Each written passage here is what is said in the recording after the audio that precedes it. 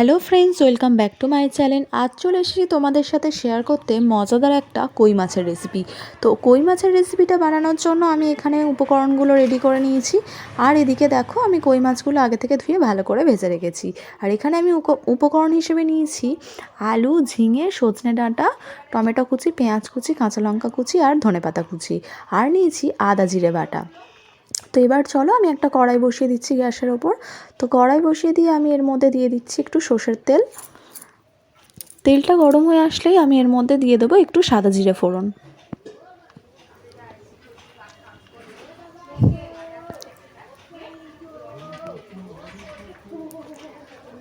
তো দেখুন, আমি এর মধ্যে এবার সাদা জিরেটা ফোড়ন দিয়ে দেব।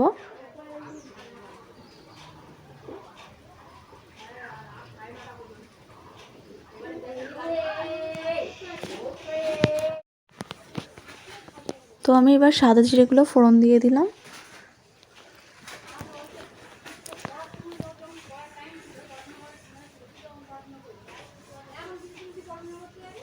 সাদা জিরেগুলো দিয়ে এর মধ্যে আমি এবার দিয়ে দিচ্ছি আগে থেকে কেটে রাখা পেঁয়াজ কুচি, টমেটো কুচি আর কাঁচা লঙ্কা কুচি।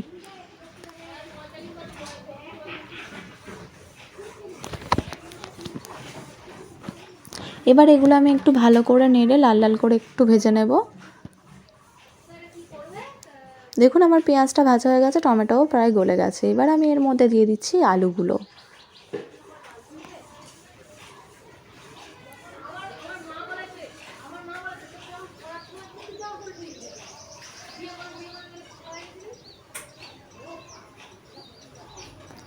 আর দিয়ে দিচ্ছি ঝিঙেগুলো।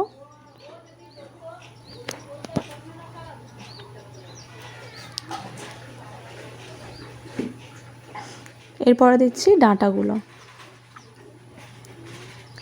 ব্যাস, আমার সব সবজিগুলো দেওয়া হয়ে গেছে। এবার আমি ভালো করে এগুলো নেড়ে চেড়ে ভালো করে মশলা মাখিয়ে ভেজে নেব।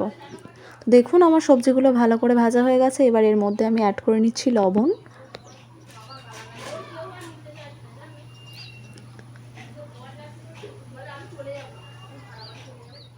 হলুদ গুঁড়ো,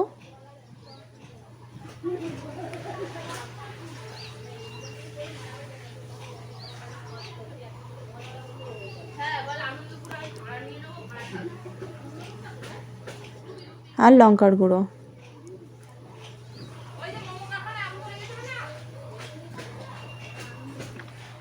এবার আমি মশলাগুলো দিয়ে ভালো করে সবজিগুলো নেড়ে চেড়ে আরেকটু ভেজে নিচ্ছি।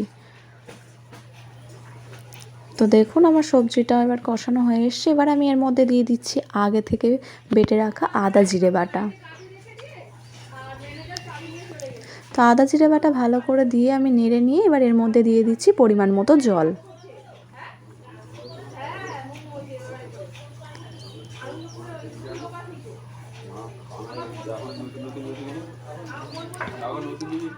জলটা দিয়ে এবার ভালো করে আমি সবজিগুলো একটু নেড়ে ছেড়ে দিচ্ছি।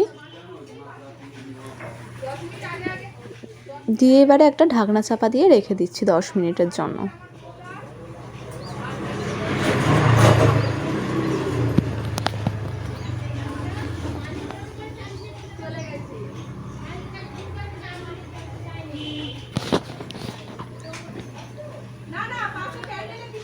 তো দেখুন, আমি ঢাকনা দিয়ে দিয়েছি। দেখুন, 10 মিনিট পর তরকারিটা ফুটে উঠেছে। এবারে আমি দিয়ে দিচ্ছি আগে থেকে ভেজে রাখা কই মাছগুলো আর দিয়ে দিচ্ছি কুচনো ধনেপাতাগুলো।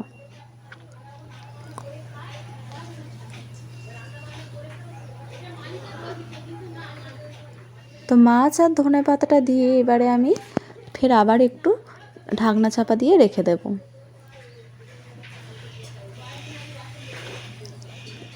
তো দেখুন, আমার তরকারি পুরো রেডি। তো কেমন লাগলো আমার রেসিপিটা অবশ্যই কমেন্ট করে